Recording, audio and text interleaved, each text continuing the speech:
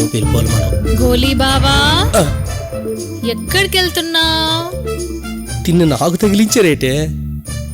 గోలీ బాబా వస్తాను చూడు దగ్గరికి. కాఫీ తాగు బావా.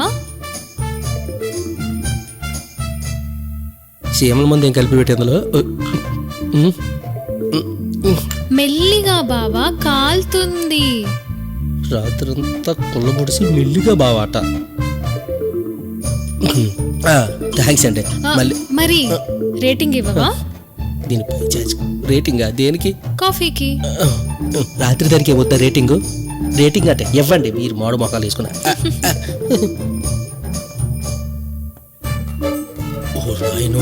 ఏమనుందా ఇక్కడ ఉంటే? వస్తున్నాడు రాని చూద్దాం. కానీ అడుగుదాం. కాఫీ ఇచ్చినట్టుంది, బాగా ఎంజాయ్ చేస్తున్నావుగా. ఊరు ముయ్యండి రా.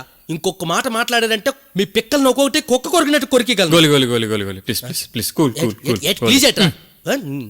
నా ఫ్రెండ్ కదా. ఫ్రెండ్ ఎట్రా ఫ్రెండ్. రిలాక్స్. ఒక మనిషిని పట్టుకుని చపాతి పిండి పిసినట్టు పిసికేసింది అది.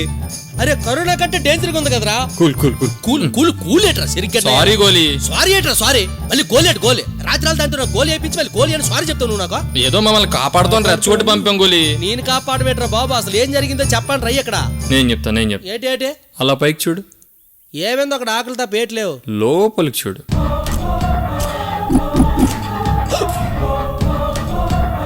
ఇటువైపు చూడు.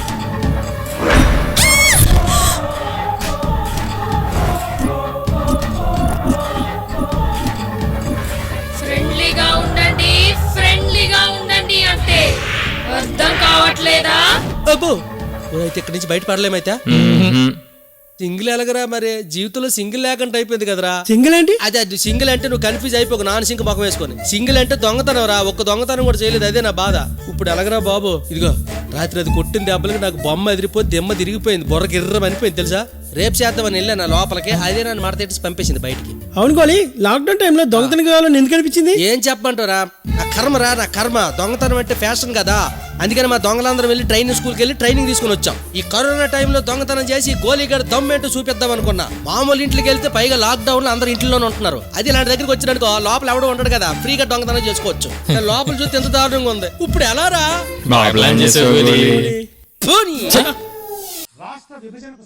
చూసావా ఈ మన ఛానల్ పాపం ఏదో మంచి ఛానల్ పెట్టుకుంటే ఆడపిల్లలు ఉన్నారు చూసుకుంటారు కదా. అదిగో మావాడు వచ్చాడు. ఈ ఫ్రస్ట్రేషన్ ఉంటుంది, మామూలుగా ఉండదు.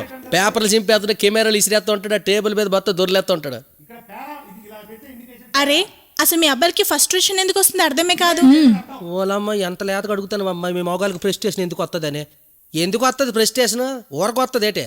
మీ వల్లే వస్తుంది ఫ్రస్ట్రేషన్ మాకు. మా వల్లనా? మరి మీ వల్లే. మేమేం చేసాం? ఏం చేసామా? ఏం చేయలేదని అడగండి చెప్తాం. మీకు ఈ రోజు నచ్చింది, ఇంకో రోజు నచ్చదు.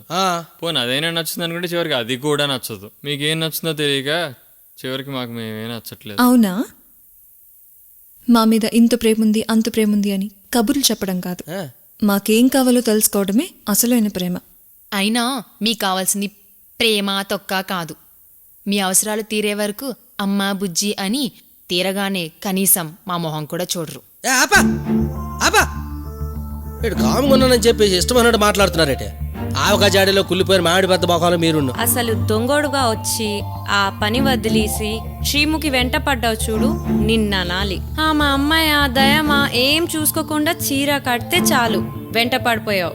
ఇది మీ అబ్బాయిల స్వభావం.